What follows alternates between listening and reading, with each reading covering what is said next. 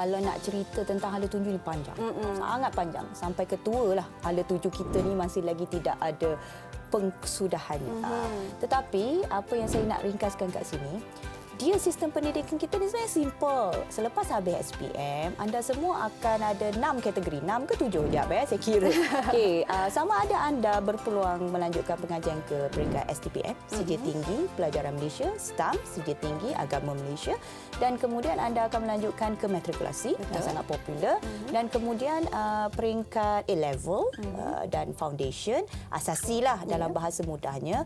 3 elemen ini pun berbeza-beza, dan juga diploma. Diploma tempohnya agak panjang dan dia lebih kepada murid-murid yang lebih hands on lah, yang nak pergi ke dunia universiti lebih cepat. Dan satu lagi adalah sijil. 6 lah. 6 peringkat sijil. Itu di bawah latihan kemahiran. Jadi sijil pun ada 3-4 peringkat. Itu sangat-sangat spesifik. Anda boleh layari di KPT lah ya. Di laman web KPT lebih mudah. Tetapi hala tuju yang utama adalah anda sudah ada target. Bila dah ada matlamat, contohnya kalau dah betul-betul berminat dalam bidang sains. Jadi bidang-bidang sains ini sangat-sangat analytical, sangat mudah. Dan anda boleh pergi ke STPM, asasi, even kamu boleh ke matrikulasi.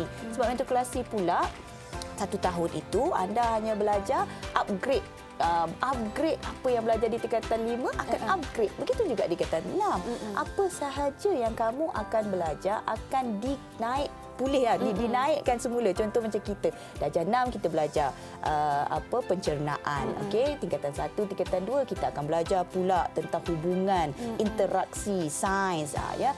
Jadi bidang-bidang yang sekarang ini sangat popular iaitu bidang STEM. STEM pula dia ada dalam subjek sains rumah tangga, sains sukan, sains kesihatan, sains tulen. Nampak? Dalam bidang sains pun sangat banyak. Ya, begitu juga dalam bidang konvensional, account, business, marketing, social affair, banyak sangat. Jadi nak cerita satu persatu tu sangat-sangat banyak, tetapi anda semua perlu maklum selepas sahaja menduduki CJ Pelajaran Malaysia, cubalah anda dapat teroka, kerana saya suka mengambil kata-kata pengarah eksekutif Pusat Kerjaya University Villanova. Wah, sedap universiti dia. Villanova, siapa dia? Kevin Crabb kata, penerokaan adalah kunci utama. Anda mula starting kejayaan apa yang sesuai untuk anda ya. Sebab tu teroka, tambah pengetahuan, carikan bimbingan. Cuma saya nak pesan jugalah, awal dah pesan ya, bukan pesan. Strategi anda perlu mantap. Strategi anda perlu jelas, kerana di Malaysia tidak ada lagi saya dengar budak SPM terus lepas ni lompat dapat PhD. Tak ada. Prosesnya adalah berperingkat. Trust the process lah. Yes, betul. Baik, itu bagi hala tuju selepas habis SPM. Dan sebenarnya pun cikgu, sebagai pengalaman saya di masa yang lepas pun, selepas saya habis SPM pun, kita pun pergi juga dengan taklimat-taklimat. Mungkin ada universiti-universiti awam yang buka taklimat untuk bagi penerangan kepada murid, bagi kursus apa yang sesuai untuk mereka ambil, kan cikgu? Terutama sekali bila mereka sudah melangkahkan kaki mereka di Menara Gading. Baik cikgu, satu lagi soalan yang saya nak tanya kepada cikgu. Mengapa cikgu pemilihan Kerjaya ini orang kata crucial part lah, penting kepada murid-murid?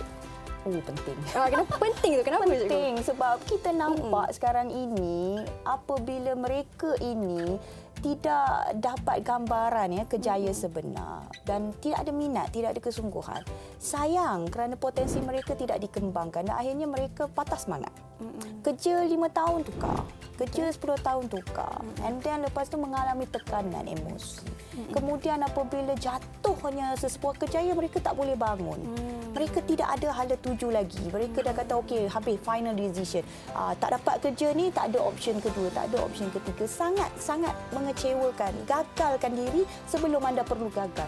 Sebenarnya apabila anda fahamnya, bila anda memilih kejayaan yang tepatnya, minat anda, pengetahuan anda, akademik anda, keseronokan anda sangat-sangat dapat menyumbang kepada negara sebenarnya. Ya, bayangkan Mira, umur 18, 19 dah start mula kerja, 20, contohnya 24, minta maaf 24 tahun. 18 pun dah ada bekerja, nak bekerja kilang. Ya, it's okay. Saya ada jumpa seorang murid yang bekerja umur 19 kerana faktor kewangan. Ini kisah benar.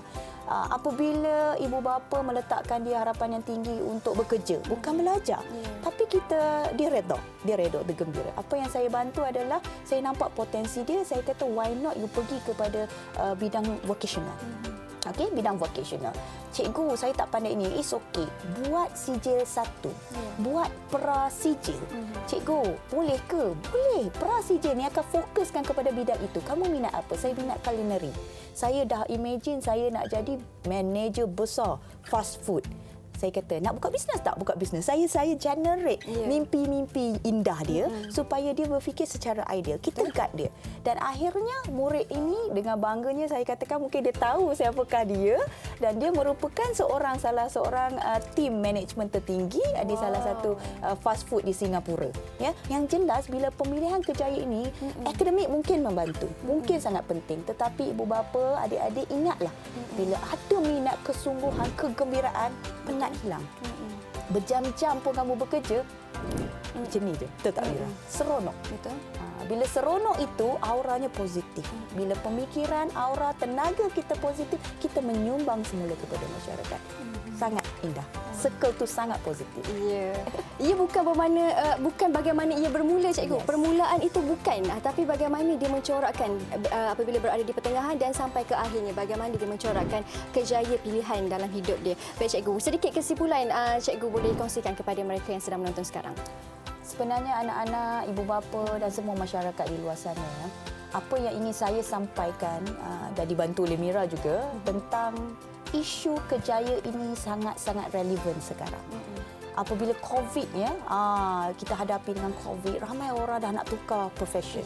Bila tengok kejayaan-kejayaan yang gah sebelum ini, kecundang, drop, mereka nak tukar. Oh, tak boleh. Oh, nanti jadi macam ni. So, siapakah kita untuk melawan takdir? Siapakah kita untuk menilai masa depan seseorang anak itu bergantung kepada penilaian kita?